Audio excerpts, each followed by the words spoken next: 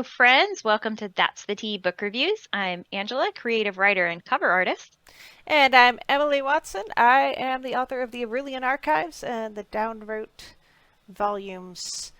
And we are here to talk about books and drink tea. And drink tea, yes. So today we are talking about a book called Dream of Kings by Sharon Hinck. It is a what I would call Christian-inspired fantasy book, and we will bring you the tea. But first of all, what tea are we drinking today? I am drinking Darjeeling. Ah, Drinking some Darjeeling. nice Darjeeling tea in my Nice. fall themed mug that I got at the dollar store. Oh, great. Because dollar Yay. stores are awesome. It's got pumpkins on it. Yes, it's got pumpkins Nice. and leaves. What are you Very drinking, nice. Angela? I am drinking chai tea out of a mug that I got in Hawaii some years ago. It has a picture of a nice waterfall on it, and it Nice. says Hawaii Island Paradise. Wonderful. Yes. So, Dream of Kings by Sharon Hinck. I will, you know what? I was going to read the back cover text, and I realized it's not on the back cover because I have the hardback. So, it's on the inside jacket. I was going to say, I have the ebook, so I don't have access to that anyways. Okay, all right. So, here is the synopsis. In the glacial nation of Norgard, Jolin the Dreamteller serves every seeker, whether peasant or high lord. Though she loves using her gifts, she struggles to navigate the corrupt and dangerous court of the jealousies of Gildegard. When an old man's nightmare imparts a dire warning, Jolin realizes her entire nation is in danger. But before she can sound the alarm, she is betrayed by the guilds and sold into slavery in a rival kingdom far to the south. As a slave in a foreign land, at first Jolin can't see beyond her singular focus: return home to warn Norgard of the coming calamity. After facing new dangers, making new friends, and forgiving old wrongs, she must fulfill the purposes the provider has set before her. Only then can she face the decision that could cost her the man she loves, her calling, and her freedom, all to save a people who abandoned her. So this book is a fantasy book based on the biblical story of Joseph in Yeah. the book of Genesis. And that is, I think, very interesting. So if any of you have or have not read in the book of Genesis, the story of Jacob and his 12 sons, his favorite of whom was Joseph, then you will, if you've read it, then you'll recognize the basic plot points that happen in this book. So you know, we read in the synopsis, she will be betrayed. She was favored, but she's going to be betrayed by those around her and sold into slavery in a foreign land. And it kind of follows the same steps that Joseph took. And just like Joseph, she has the ability to see and interpret dreams. Although I don't know that Joseph could see them. God gave him the interpretations. So that I think is very interesting in that, like, you know what plot point to expect next, but you don't know how she's going to get there or how exactly she's going to Yeah. do it. What it's going to look like in this version of it. Right. But yeah, it becomes pretty obvious when like every major character's name starts with the same letter as their counterpart What? in I the didn't book of notice that. Genesis. I mean, I knew. Beja, Benjamin, Jolin, Joseph. Well, I got Jolene, but yeah. Yeah. Yeah, it gets a little obvious in some parts where you're trying. It was very creative concept, and I especially Yeah. like how she made an entire world building concept around the dream tellers. Yeah, so she wasn't the only dream teller. She was so in this fantasy world, people are given different gifts. That was her gift, and she uses it for the glory of God, who they call the provider in this book. And just like Joseph, she struggles to keep her faith strong throughout all the trials that she goes through and wonders, is this God's plan? Where is God? Why is all these horrible things happening to me when I didn't do anything wrong? Yeah. Yeah. I didn't like this book. It really dragged on the suffering part. It just kept going, and it kept going, and it just kept dragging it out. Like she really liked to wallow in the misery parts, and she didn't need to like. She could have condensed some of it a little bit Mm. instead of just dragging it on and on. Yeah, I felt like she took forever to get to certain things, with a lot of unnecessary stuff in between. Yeah. I mean, I guess time passes between each thing. I'm trying to remember in Genesis how long Joseph was actually in prison. I think it was years. Yeah. And, how long he served his master and then how long after he got out of prison and served Pharaoh, that had to be at least 7 years because it was 7 years of plenty. And then during the 7 years of famine, his brothers showed up. Yeah, and So, she really does. She condenses the timeline for her story because it's like they're given a year to prepare. right. But it's yeah, there was some unnecessary drama that went on in the in between phases. You're just like Mm, that. I some of it I don't know what it accomplished, mm. but yeah, just kept going. Yeah. Well, I mean, like Joseph, she was not only sold and betrayed and sold into slavery, but then, at her new master's house, she's wrongly accused, Yeah, just like Joseph was. She's put into prison unfairly. She does find favor with the leader of the prison, just like Joseph did. yeah. And then even when she's working under the king of this kingdom, who is supposed to be like Pharaoh, obviously he's not a good guy, but he wasn't supposed to be. Pharaoh wasn't either, just because he believed Joseph, Well, they're he almost was not a good guy. like if you're gonna use the alignments from Dungeons and Dragons, I Hmm. would call him like a neutral. Hmm. Like he's not necessarily he does bad things. He's not the villain. He does good things. He's not the good guy. He is there and he's a king. He's very realistic portrayal of a king with absolute power Hmm. who He's in it for himself, he's in and it for himself and that's for his just it. power. Yeah. He doesn't necessarily wish ill on every single person, but he sees himself as being, higher than everybody else because Right. he's king and probably actually nicer than a lot of the Egyptian pharaohs that viewed themselves as gods. Yeah. I loved the queen, Lily Erlon. Yeah. Yeah, she was fun. She's manipulative, but she's also interesting. She's manipulative, but she doesn't do it to intentionally like harm other people. She has an idea that she thinks is like the greatest thing ever. And so she'll go about manipulating people into those positions that she thinks is just a genius idea. Right. But she's not doing it intentionally to harm any of the people around her, I think. No, just to get her way, because she Get her. knows she can't overrule the king, but Yeah. she can manipulate him into doing what she wants, and she's very good at it. Yeah, I love that aspect of her. That she, becomes kind of the friend and confident of Jolin Hmm. when she like doesn't even know what to do. But I hate Kaymore, Which one is that? the love interest. You don't like him? He's Clearly, okay. the character has a type. Jolin has a type of guys that she goes after from her love interest at the beginning to Yeah. Kaymore later on. I can't stand him.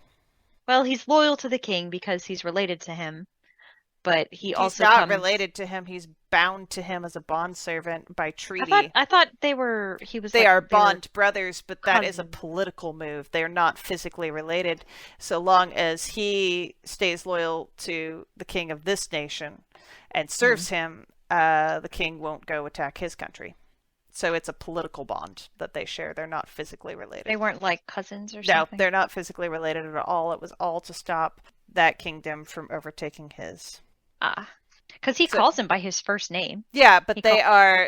they call it they're bonds brothers, bondsmans, and so he is bound to serve the king in sort of as a brother, even though the king is above him. But it's kind of like his right hand man, his bodyguard, his what did they call it? The cupbearer Yeah. people of Hmm. the ancient times.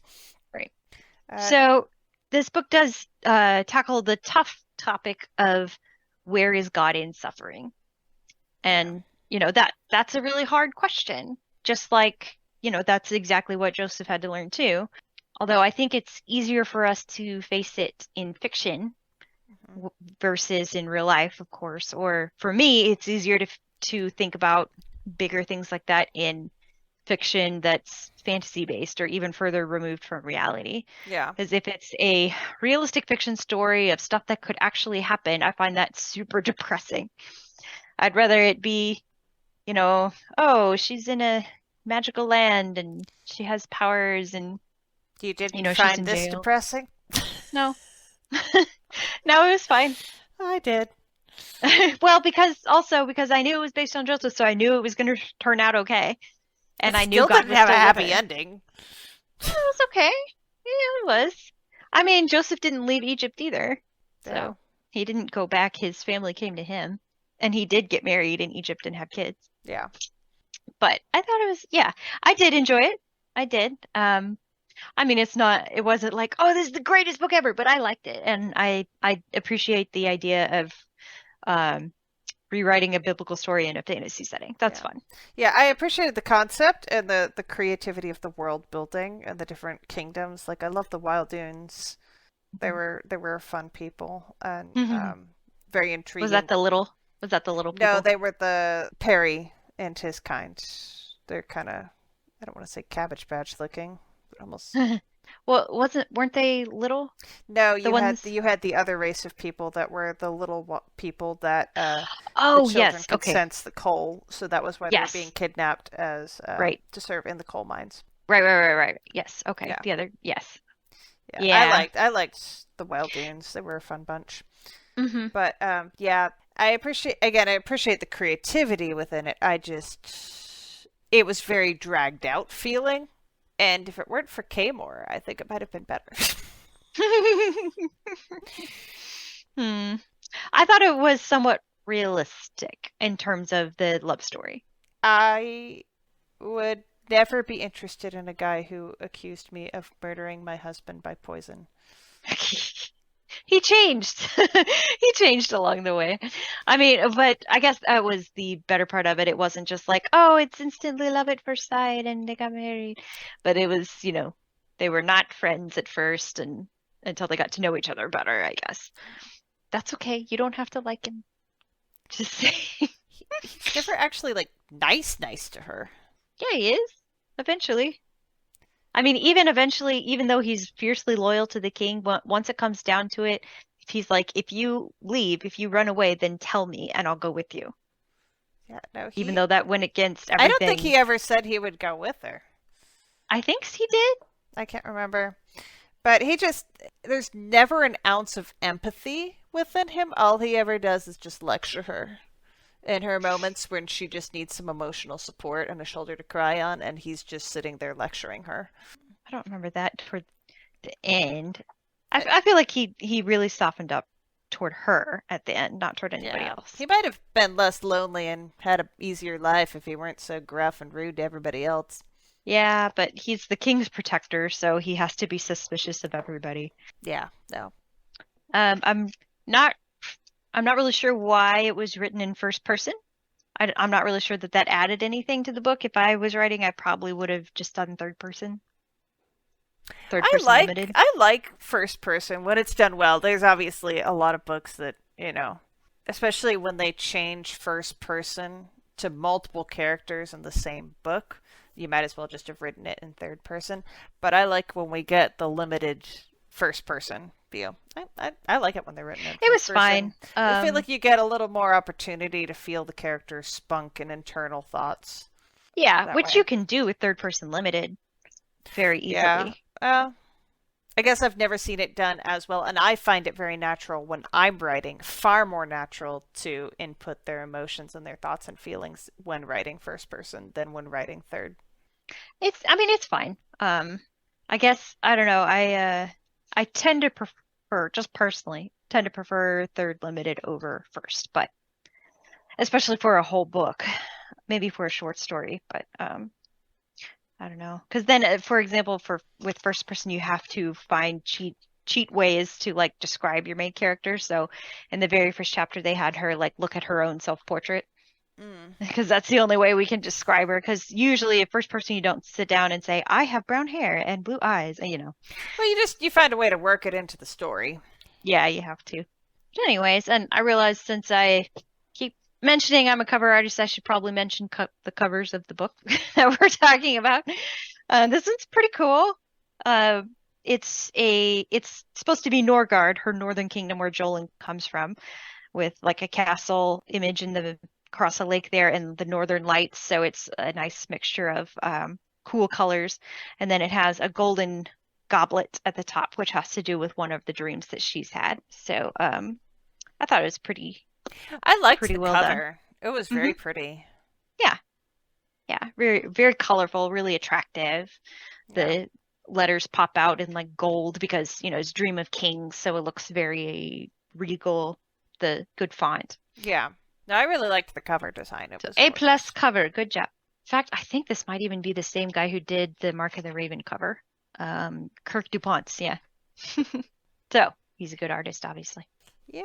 So yeah, that is our assessment of Dream of Kings. I liked it. Emily, not so much. That's totally fine.